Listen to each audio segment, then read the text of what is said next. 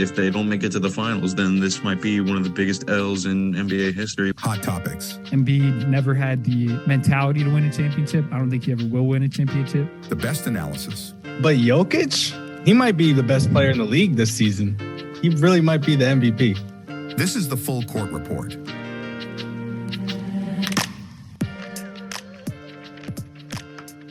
And we're back. Episode number 29 of this 2024-2025 NBA season. How you fellas doing? Pretty good. Yeah, we're doing pretty good. Doing pretty good there. Yeah.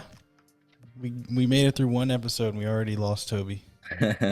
So he's just, like we always say, he's a load manager. He's not built to last the 82-game regular season. It is what it is. But we got Spence back in the big house. So appreciate y'all having me back on. Of course. But as we can tell by my my virtual background here, I think we're gonna start down south in Dallas. A lot of headlines coming out of the Mavericks organization at the moment, but I don't think there's any bigger news than Kyrie Irving. He's done for the season. He tore his ACL in his left knee. The team announced this past Tuesday. Kyrie, he got hurt against the Kings on Monday night in a Mavericks loss. Before the injury, Kyrie, he was averaging about 25 a game, about 5 rebounds, about 5 assists. Really a great season. He was an all-star this year. So I felt like he was really playing up to, the standard I think that we've kind of known or come to know over the course of his career. And I think really what sucks about this injury is that, he has a player option for next season, a $43 million player option. So he's probably going to accept that if I had to imagine. But he would have been eligible for an extension, and I feel like he would have gotten one with Dallas just based on his play, getting to the finals obviously last season, having an all-star season this year. So just really unfortunate timing, and it's probably going to impact, the rest of his career moving forward. But before I ask you the question, I kind of wanted to just go through the timeline of the last month or so with Dallas because – like I said, I don't think there's really a bigger story in basketball, obviously, than what's going on with Luka Doncic and the Dallas Mavericks and everything. So, okay, February 1st, Luka gets traded. Obviously, that was a crazy night in the NBA. People didn't even believe it at first, but obviously it's real. It's here. It's going on. Then 3 days later, on February 4th, the Mavericks actually traded Quentin Grimes, and I only bring that up because he has been playing very well for the 76ers. Since he got traded, he's averaging about 17 points, 5 rebounds, and 3 assists. And he actually had a career-high 44 points against the Warriors on March 1st. So I'm not saying, he would have been a huge contributor to them. Who knows? But it's just another kind of salt in the wound type of thing for Dallas. Just getting rid of a guy who's still only 24 years old. Then on February 8th, Anthony Davis, he makes his season debut, or I guess just debut in general, for the Mavericks against the Houston Rockets. He had 26 points, 16 rebounds, 7 assists, and 3 blocks in this game. But he got injured. He suffered an abductor strain. And with the news now that Kyrie's going to be out for the rest of the season, I think the Mavericks are in talks with Anthony Davis of whether or not it's even worth him coming back. The next day, on February 9th, a Mavericks fan got ejected from a Dallas Mavericks game for saying "fire Nico," getting into a spat with Mark Cuban. Nico Harrison, of course, that is. And then a story that I think kind of went under the radar, but nevertheless still interesting. On February 15th, Daryl Armstrong, who's a Mavs assistant coach, he got arrested for aggravated assault. And he was the longest, or I guess still is, I think he's on administrative leave at the moment. He was the longest tenured assistant for Dallas. He's been there since 2009. So I think an integral part of this coaching staff, and I think something that's definitely, I guess, just something to monitor. February 25th, Luka, he plays his first game against the Mavericks. The Lakers win. He has a triple-double, 19 points, 15 rebounds, or 15 assists, 12 rebounds. Then on March 3rd, it was announced that the Mavericks are going to be raising season ticket prices next season. And then, like I said, on March 4th, Kyrie was diagnosed with the torn ACL. So, I mean, really, ever since this guy Luka has been traded, it has just been nothing but bad news coming out of Dallas. So my question to you guys, and Justin, I guess we can start with you. Is it safe to say that the Mavericks will never reach the peak that they did with Luka Doncic? Sadly, yes. I don't think within the foreseeable future that they will even reach the NBA finals. Um, barring just an absolute complete meltdown from this whole organization from head to toe, they can still be a competitive team. I think at this point in his career, it's a little hit or miss with the Kyrie Irving injury because I feel like his play style specifically, he's not an explosive athletic player. Like he's methodical and takes his open looks. So I feel like the injury won't, affect him as he plays that much, but he's also, in his mid 30s. So it could, knock him down a couple notches when it comes to, the ranking of where he is in the league today, but they can still be competitive. They have Kyrie Irving locked up until the end of next season. Who knows when he comes back. But like you said, he has his player option. And then they have Clay and AD for 2 more years. So, I mean, they can still definitely be competitive, still be a playoff team. It's just, as long as the owners and the front office, they don't start firing everybody, and as long as they keep the roster turnover to a minimum, I think they can still be a competitive team. And, we haven't even seen AD on the Mavs. We watched, 3/4 of one game. So, I think they can still be competitive, but I don't think they're ever reaching the conference finals ever, or the NBA finals, within the next 10 years. What about you, Spence? Yeah, I'm kind of on Justin's side with this. I don't see them reaching the heights that they reached last year, let alone just contending for a championship in general. I think that when the team is healthy, they're extremely dangerous. I don't think that Kyrie is going to have any issue coming back from his ACL. I don't think his gameplay style is predicated enough on athleticism to prevent him from doing the kinds of things we've seen him do in the past. I think Anthony Davis, too, is going to come back fine from this injury. My biggest worry is that the trade ages up the team and puts them into a win now situation. And with their current ages, I don't know if the health is ever going to align for them to be good with the current core that they have with Clay, too.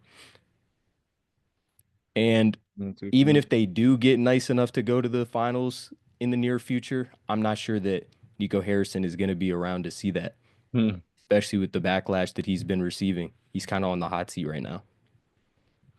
No, absolutely. I mean, it just, and I think in the moment, I mean, we talked about it obviously a lot when it happened, when Luka was traded. In the moment, at least I thought this made the Mavericks, maybe not better, but I felt like they still had a great opportunity to compete for a championship with everyone being healthy. It's just we have not been able to see the product. Everyone has been injured. And like you said, Spencer, I think moving forward, it's just going to be really difficult for everyone to kind of get on the same page in terms of like their age. Like you said, it does make this trade kind of was a win now move for Dallas. I mean, I think it's interesting you guys saying that you don't believe that the Kyrie's ACL injury is going to impact him moving forward. I kind of disagree a little bit. Like you said, Justin, I mean, he's, in his mid-30s. He's going to be 33 years old on March 23rd. And I think suffering an injury like an ACL injury this late in the season will probably push his return. He's probably going to miss the entirety of next season, if I had to guess. I think that's my opinion. Obviously every player heals differently, but I feel like I just don't know where the Mavericks are going to be competitively next year if they don't make any roster moves.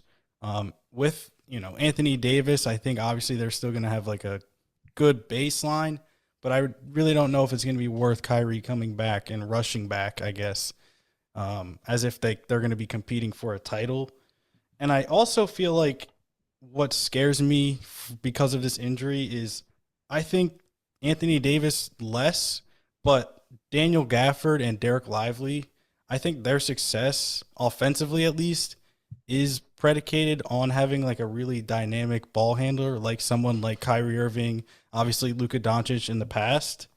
And I don't really see that on the roster right now. Like you have Dante Exum, Spencer Dinwiddie, Jaden Hardy, like he'll get minutes, I'm sure, but like on the roster right now and moving forward, I really don't know who that player is.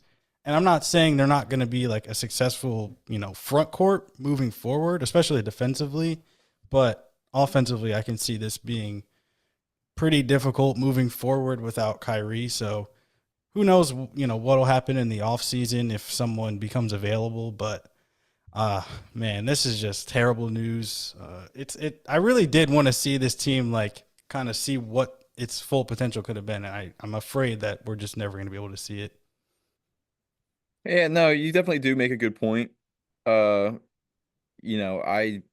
at this point, you can't really tell how long players are going to be out for because, back when Derrick Rose got his ACL injury, people were still thinking that was a career ender. So you never really know. He could miss all of next season, like you said, but personally, I don't think that'll happen.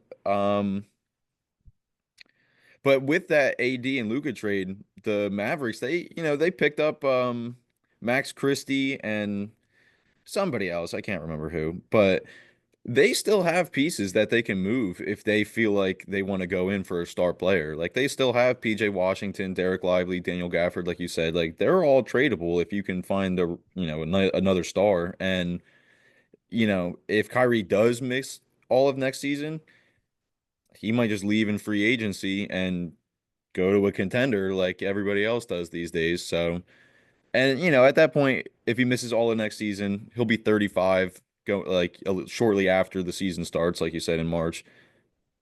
For that year, if he were to leave in free agency, so they're not in the worst spot. They're not in like the absolutely worst spot that they could be in. The Dallas Mavericks. Yeah, I think that the Mavs do have tradable pieces still, but I don't see Kyrie being out the whole year. Or I think if he is out, it'll depend on how competitive the Mavericks have been to that point. I think if Anthony Davis is able to come back healthy and puts them in even play-in contention, Kyrie would try to make a push to come back for that playoff run. Yeah, I think I agree with that.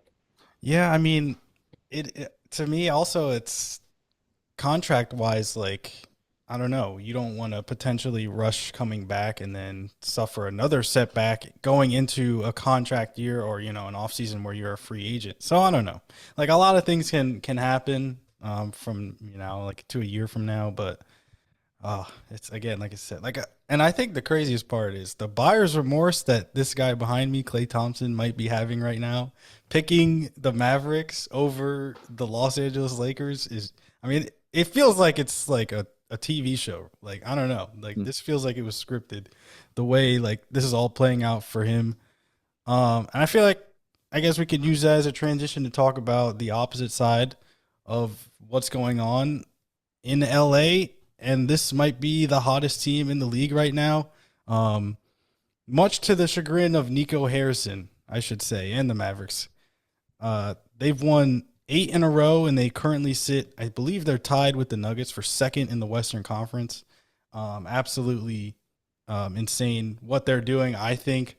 And I remember when we talked about the trade, I remember mentioning that I thought it was more of a long-term move for the Lakers, but in this short period of time that they've played together, they have really come together and developed a great chemistry. I think to start, Luka was trying to find his way into the offense, but defensively, this team has been outstanding. And I'm really curious to get your guys' opinion. Justin, we can start with you. The Lakers, since over the past month, have the best defense in the NBA according to defensive rating. So what do you think has transformed the Lakers defense into an elite one without Anthony Davis? I mean, it's surprising. It's honestly surprising that they've gotten better after getting rid of a DPOY candidate.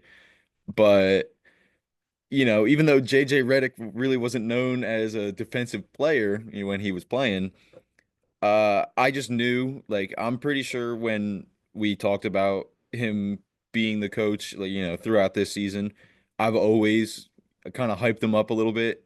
I just knew that JJ Redick and LeBron were going to be locked in. Like, I just knew it. Um, it did, it takes some time to mesh with your team and stuff and, figure out how to utilize everybody and all that. And then, trading for Luka Doncic, who is known for not playing defense, I really I don't know why they've just been the best defense over this span. It's just JJ Redick, I guess, is locked in. In my opinion, JJ Redick should be coach of the year. Doing this well in your very first season as a head coach, I think you might want to give it to him. So I'm going to say it's just JJ Redick. You give all the credit to him. He's not really working with any all NBA defenders at this point. So, it's got to be all X's and O's, if you ask me. I was kind of thinking that because it says that before the trade, the Lakers were allowing 112.7 points per game. After the trade, after they got rid of Anthony Davis, that number went down to 100.6 points per game. And to me, that kind of just shows that without Anthony Davis on the floor, the rest of the Lakers organization is kind of like buying into defense more than they had to previously. Because when you have one of the best defenders in the NBA, sometimes you can let some stuff slide that you can't let slide anymore when he's not around. But I think that JJ Redick is definitely doing a great job coaching too, and that's playing a part as well. But I think it really goes back to the players. Yeah, no, definitely. I think you make a good point about maybe players do feel the need to buy in more on that side of the floor, knowing that that kind of safety net of Anthony Davis is no longer there. But to me, I think when the trade was made, one point that I didn't like about the Lakers was, well, now they don't really have a big man anymore. And I feel like that, in my mind, equated to they're a small team. But in reality, they are not a small team. They're actually a great, at least positionally, in terms of their size, they're a very big team. Luka Doncic is about 6'7", 6'8", playing essentially a point guard role. Austin Reeves is 6'5". Dorian Finney-Smith, 6'7", and he can guard up, down, whatever you need him to do. Obviously, LeBron James, like 6'8". Jackson Hayes is a true 7-footer. And then, you have Rui Hachimura, who's also about 6'8", 6'9". Jared Vanderbilt the same way. So, yes, they don't really have a lot of centers. So if they have to go up against someone like a Nikola Jokic, we'll see what could happen. But they did put up a good defensive game plan against the Nuggets after the Anthony Davis trade. And they actually won a game, and in a game where Jokic really did struggle. So I feel like what you guys are saying, JJ Redick and the X's and O's, it's really starting to show, and I think it's really cool to watch. So I was watching the game against the Knicks the other night.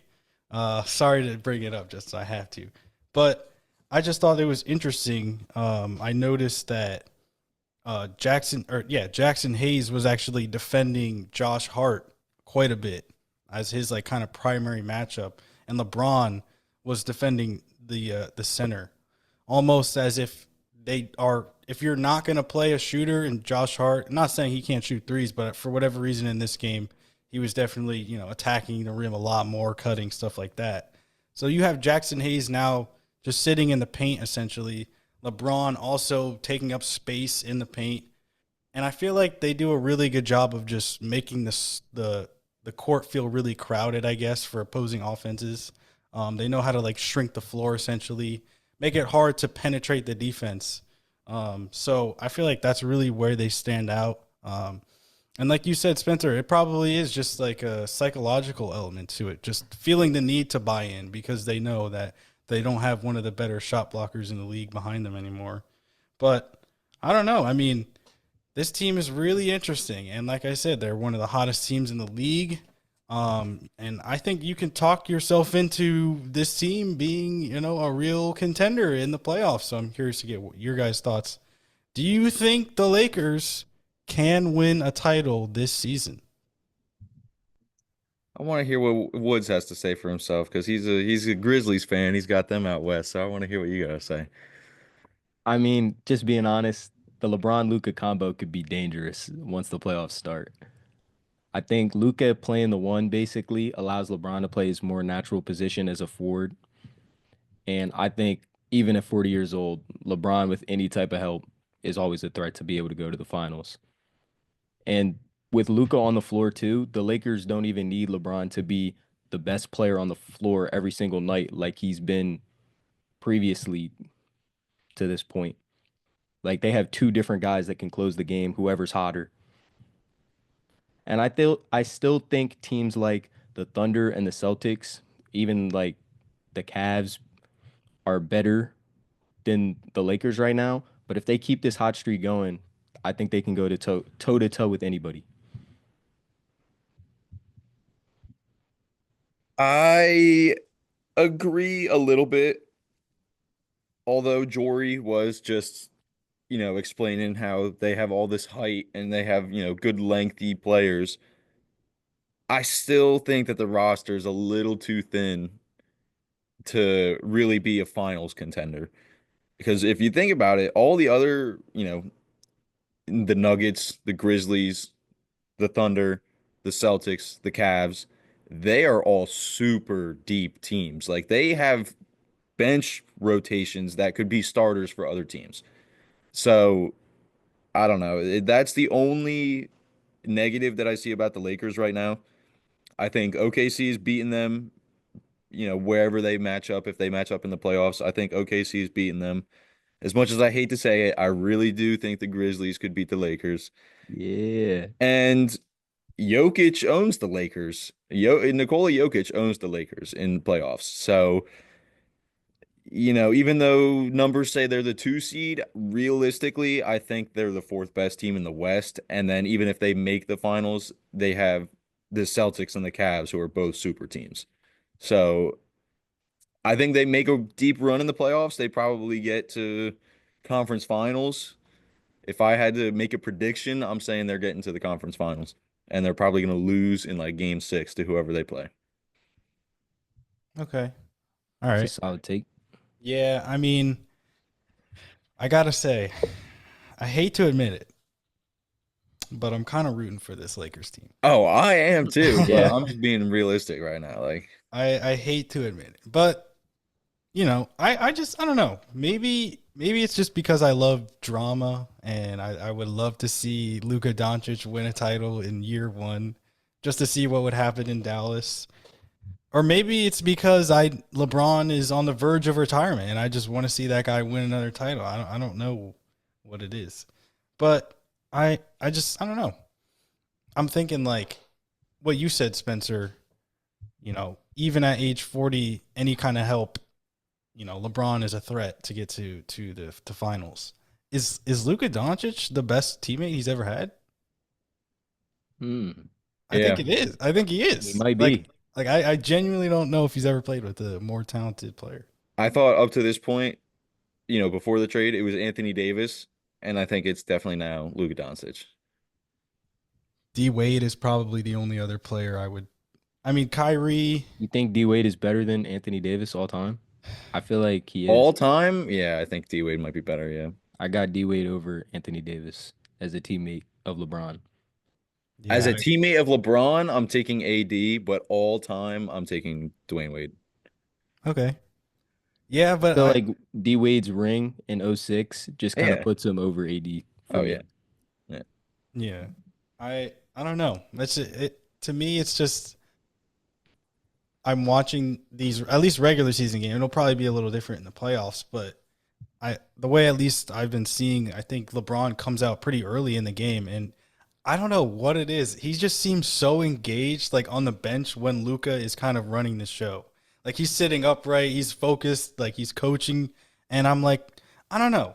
LeBron just seems really motivated right now, and I just feel like that could, I don't know, that could change everything. Like I feel like a motivated LeBron with someone as talented as Luca and seemingly one of the smarter coaches in the whole league, despite not having any coaching playoff experience at the moment with JJ Redick. I don't know. This team could be very interesting in the playoffs.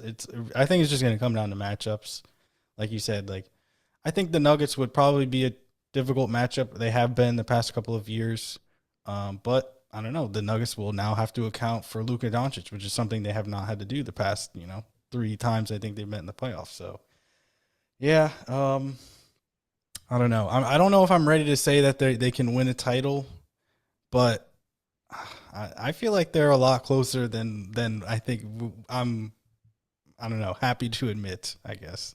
I But feel like LeBron is going to the finals with teams less talented than this one. Oh yeah. mhm. So What was I just about to say? I was just about to say something. Uh, I don't know, but I was talking to Toby the other day, and I was saying if LeBron can get a ring at 40, playing how he's playing, like he's not sitting on the bench getting carried just because he's an old man and he's just still on the roster for no reason. He's the second best player on the team. If LeBron wins a ring at 40, his fifth ring, he's the GOAT. He's the GOAT. I'm a little bit of a flip-flopper when it comes to Jordan or LeBron, but if LeBron gets his fifth ring after 40, he's the GOAT. It's you can't even there's no saying otherwise. With 50,000 points to boot. Exactly. yeah, shout out LeBron getting 50K. Absolutely insane. Yeah, What this that's guy is doing. ridiculous.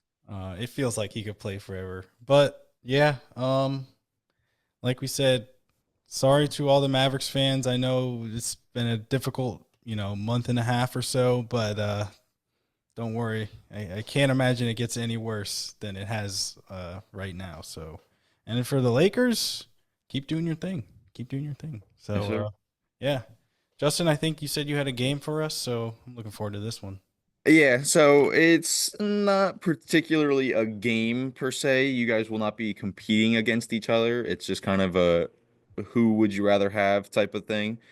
Jory, if we want to make this into a shorts and a reels, you're gonna have to pop off with the editing skills, just so you know in advance. Okay.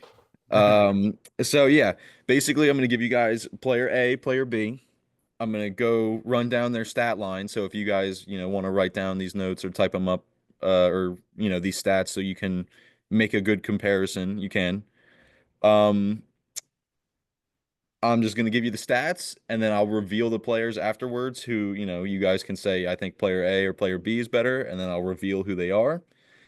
And let's just get right to it. All right, I'm gonna be doing their points per game, rebounds per game, assists per game. And then depending on if it's like a guard or a big, I'll do field goal percentage, 3-point percentage, or blocks per game. And then that's it.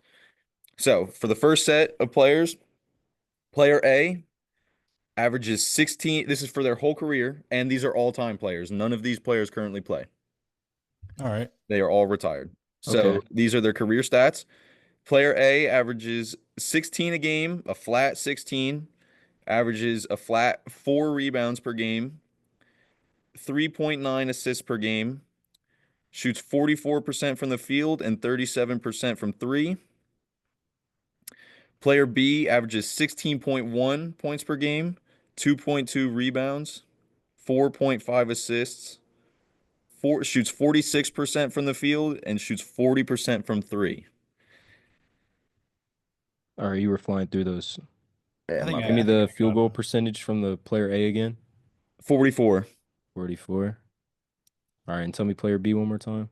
46% from the field, No, or I meant all like the stats. everything. Oh, okay. 16.1 All points per right. game, 2.2 rebounds, Okay. 4.5 assists, 46% from the field, and 40% from three. All right. Hmm. And we have to just pick who we Just think is pick who you better. think is better.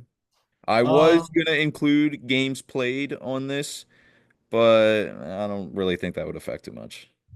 Well, I'm liking 40% from three, even though 37, that's still solid. That's still definitely solid. But the nice 40 is always nice. And I'm liking the guy's 4.5 assists as well. So Yeah, player I'm B is feeling looking player real B. nice. I'm feeling player B.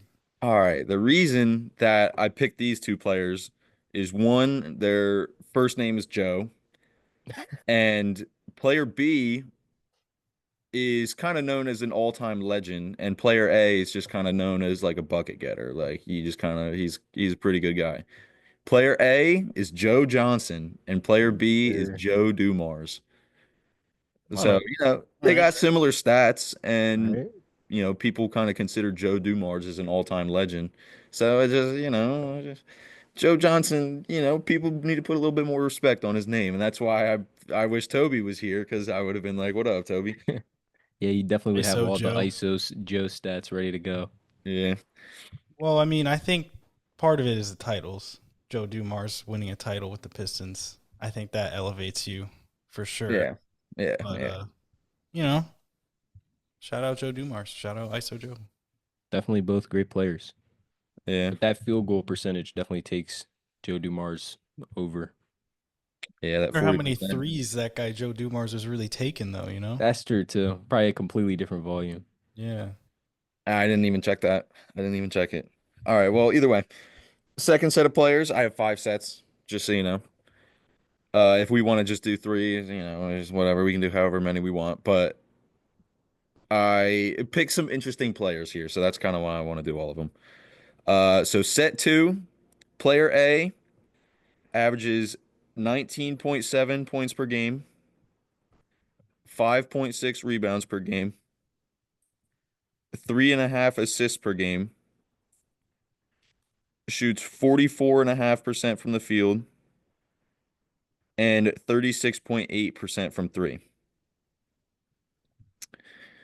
Player B Mhm. averages 22.5, 6.2 rebounds, 2.7 assists, shoots 44.7 from the field, so very similar, and shoots 35.5 from three, so also pretty similar.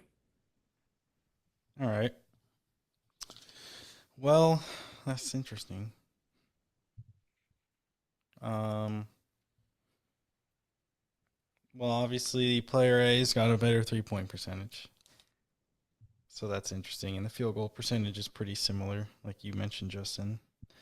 Slightly more points, or slightly less points, I guess, but more assists and about pretty similar rebounding. I don't know. I don't know, Spencer. What do you think? I'm I'm kind of. leaning towards player B. off the- I was kind of thinking player A, to be honest. Okay. I'm liking player A a little bit. All right. First split. I like that. I like that you're split. So these two players played in similar eras. Player A a little bit, a couple years before player B, just, maybe like 3 or 4 years, maybe a little bit more. I don't really know when he was drafted. But they were both all-stars, both great players, both played in the Eastern Conference and have matched up against each other, matched up against each other in the playoffs multiple times. Player A is Paul Pierce, and Ooh, player B is Carmelo Anthony. Okay. I wow. had to put my boy in there. I had to put my boy in there. Wow, that's kind of crazy. I really picked Paul Pierce over Melo. I never would have done that. But I don't know. I mean, it kind of makes sense. The truth. Yeah, Paul no, Pierce might be a little underrated, to be honest. I can see why you picked him. A little bit, slightly more efficient from downtown, shares the ball a little bit better. But Carmelo, baby, come on now. Paul Pierce was definitely a bucket, but I gotta give it to Melo. Yeah. Walking bucket himself. Yeah. All right. So the third set, um, player A averages 16.3 points per game, 3.1 rebounds per game, 8.1 assists per game, shoots 44.5 from the field, and 35.7 from three. Player B averaged 14.3 points per game, averaged 3 rebounds per game, and 8.5 assists per game, while shooting 49% from the field and 42.8 from three. Damn. I kind of have a was efficient. feeling of who player B is, but I don't want to say it. Or should I say it? I don't know. If After you, we make our picks, yeah, you should after you guess. make your decisions, if you can tell me who it is, I'll give you a bonus point. Okay. I kind of am leaning toward player B. Yeah. I think I I'm don't know. feeling That player 8.5 assists is crazy. 8.5 The assists, but efficiency, also almost 43% from three is kind of nuts. guy doesn't miss. Yeah. All right, so you're both locking in player B? I think so. Yeah, I'm on player B. Can I guess? Almost Or is it 50% from the field with 43 from three. Yeah, I guess Guy's so a it is. sniper. Who? Steve Nash? It is Steve Nash. Player Yeah. B is Steve Nash, and player A is Darren Williams. Oh, okay. The reason I picked these two is because for a little bit of time there were rumblings, not even rumblings, just kind of talks that Darren Williams might be the best point guard in the league at a certain point. And, Him and Steve CP. Nash is a two-time MVP winner. So, Mm-hmm. it was actually surprising that Darren Williams averaged that many assists. I didn't know he was that much of a dimer. But yeah, I just feel like that shooting percentage put Steve Nash over the edge. Yeah, Yeah, he was crazy efficient. I don't know. Efficiency wise, one of the best shooters ever, I think. Maybe not Yeah, volume, but yeah, for sure. Um, He was a bucket though. yeah, yeah, I like Debo. I liked him a lot, especially when he was on the Jazz. He was dirty. But so yeah, set number four. Um, these are both big men, so we're taking away 3-point percentage and we're adding blocks per game. all right. Um, player A stats: 13.3 points per game, 3.4 assists per game, 10.5 rebounds per game, 2.2 blocks per game, and he shot 52.1% from the field, basically 52%. Player B averaged 14 flat points per game, had also 3.4 assists, only averaged 7.4 rebounds, 1.4 blocks, and shot 48% from the field. However, this one, I wanted to put this in. Player B played almost double the amount of games played as player A. Player A only played 468 games. Player B played 891. Do I know who these players are? Yeah, you know who both of them are. I mean, you should. No, I'm saying, do you think I'm gonna guess both of these? If you can guess both of them, I'll give you 2 bonus points. If you'll have another bonus point than Jory. Wait, well, Make your decision first. Yeah, make your decision. I Okay. think I mean, yeah, probably. I feel like this is a trick question. I feel like this is a complete trick question. Based on the stats. I mean, I don't know. You mentioned the games played, so that might alter but I still feel like player A. More rebounds, more blocks. All right, based on what this Slightly is saying, you know what? I'm still going player B because I feel like this is a trick. Oh yeah. It definitely I feel like this is a trick. Spencer, do you want to guess both the players? Do you want to take a guess? Is this Mitchell Robinson and Jaren? No, no, no, Okay. no. You're always throwing in Mitchell Robinson stats. Like, if this No. is Mitchell Robinson's like injury riddled stats, I don't want to see those. It's funny that you picked player B, Spencer, because I kind of wanted to show that the other player was way better than player B because player B stole a DPOY from LeBron. Oh, it's Marcus The Saul. player I B was is on the right Marcus track. Saul. Player B is Marcus Saul, and I player was A on is the right Bill track. Walton. Bill Walton. Wow. Yeah. Okay. So I got money mark over Bill. Marcus All won a DPOY. I don't know if Bill Walton won a DPOY. I don't He's an know. MVP though. Bill Walton has an MVP. Mm-hmm. What up, Bill Walton? But Big Bill. yeah, All right, no, my pick was kind of just crazy. I kind of wanted to just expose how bad Marcus All is in front of Spencer, but Nah, He that was was definitely a always going to crazy be riding DPOY. for Marcus. I All. knew yeah, whoever it was the blindly, greatest player, literally though. is Nah, blindly loyal to Marcus All. respect Gasol. He was insane. Guy won a DPOY He's without probably any first place votes, I think. he's a Hall of Famer for sure, in my opinion. All right, well, we got Yeah, our he definitely last set of deserves to be in players the here. hall.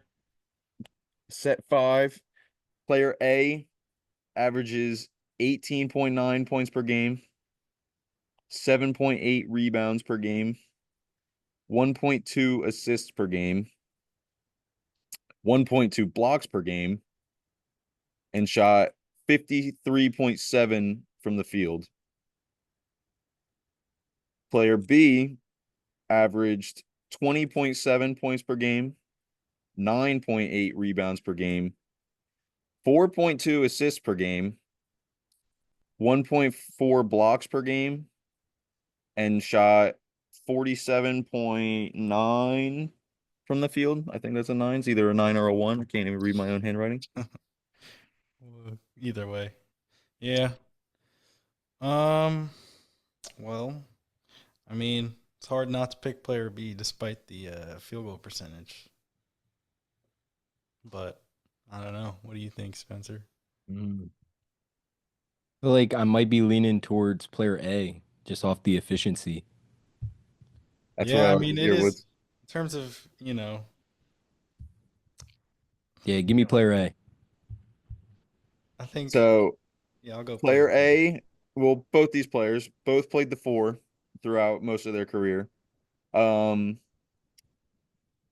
the reason I picked these two, it was interesting to me because player A was kind of dealing with some injuries towards the end of his career, but he was really just known as a lob threat, while player B kind of had the keys to the offense to his team at one point.